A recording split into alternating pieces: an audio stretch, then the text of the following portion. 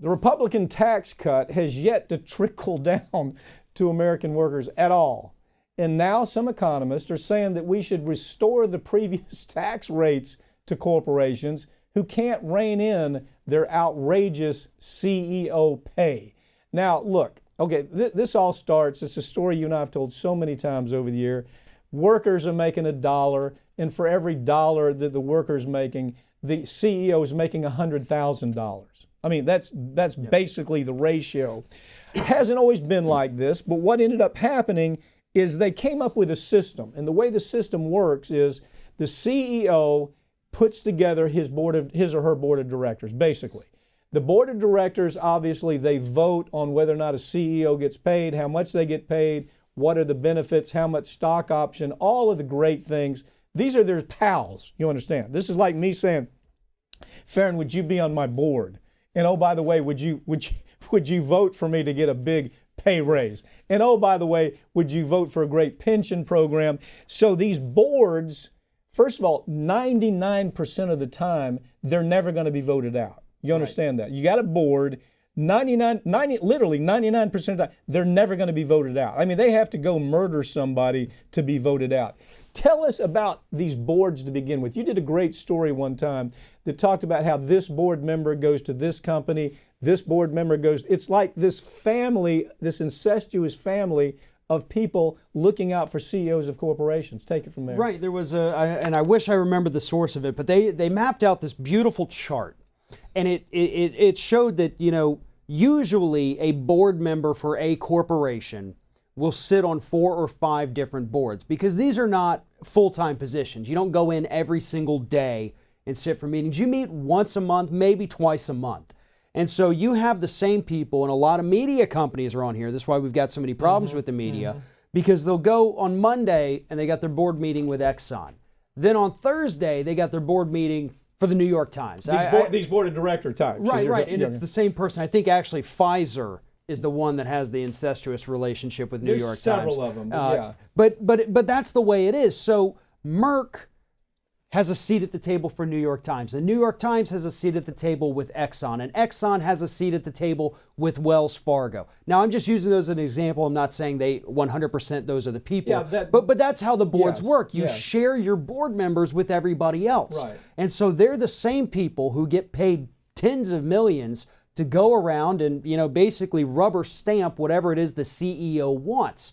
Now, what's interesting about this story about, the proposal to reinstate the tax code to what it was versus what it is after the past year. Dean Baker at Truth Out is talking about doing it not just for the safety of the workers, but for the shareholders, because they're also getting screwed over in all of this, because that is money that if it weren't going to the CEO would be redistributed. Okay. You want to hear, I just got through with a series of depositions on the opioid case. And that's why it makes me think about this.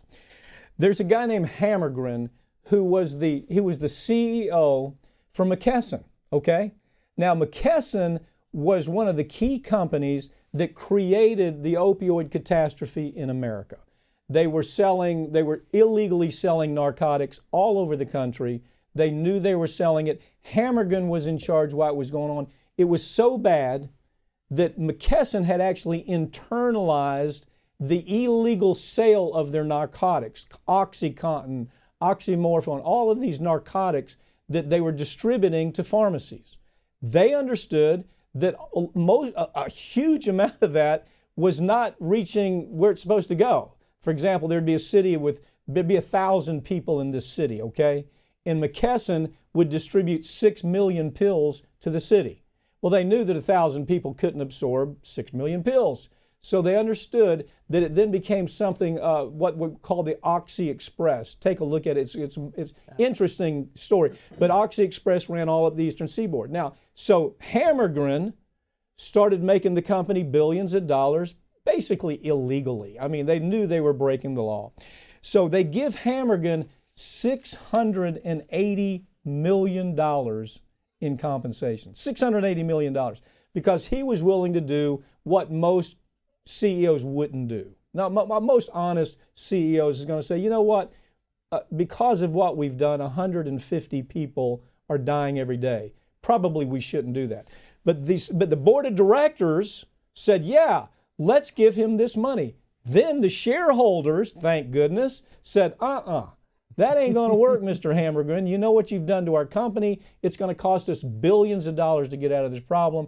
We're going to have to pay for it. So they're actually suing Hammergren, and they're suing the board of directors to get the money back. Well, that's what needs to happen. It needs to happen at more places than just, McKesson, because right now we do have CEOs who make the decisions, yeah, we can poison this entire Ohio community with our DuPont poison or whatever it is, or Monsanto doing it, or Bayer doing it, and they get rewarded. Meanwhile, 10 years from now, 5 years from now in some cases, the shareholders are the ones who they lose tons of money in their stocks, tons of money in their holdings of the company because of the multi-billion dollars in some cases lawsuits because, that guy who got his golden parachute and left us 3 years ago, he also gave 10,000 people cancer. And so now we're on the hook for that while he's retired down in Cayman. Let me tell you what else is being affected. The entire stock system is being affected. A lot of people watching the show, maybe they're not part of the stock market, but the people who are, there's a lot of mom and pop pension programs that rely on the stock market. Okay, if you go back, this story does a great job, Truth Out Again, does a great job saying that there was a time in the 40s, up to maybe the 70s, the late 70s, when you could be in the stock market and you could maybe count on about 8% return if you were, if you did things right. Now, no matter how much you do right, and it's been like this for a very long time, you're going to get 4%. I mean, if it comes to paying pensions for mom and pop, why is that? The connection's very obvious. I mean, you've got CEOs that are making decisions, they're affecting the infrastructure of the stock market. And so I think this story goes well beyond, gee whiz, we're paying CEOs too much money. I think what has to happen is there's got to be some laws that talk about the pay scales of these CEOs. And the shareholders need to take control of their companies again because they've lost control of their companies. Absolutely. And there needs to be some kind of retroactive, liability for these CEOs for what they do to the companies. Well, talk about that's brilliant. Talk about that a little bit. Well, here's something, and this is, you and I have talked about this dozens of times in the past, but back in the 80s and before that, CEOs would come to a company, they'd stay there for 20 years. Right. The average lifespan of a CEO now at a major corporation is 3 to 5 years. But they don't just retire. They then go to a different corporation. They do the same kind of scam. Get as much money from me.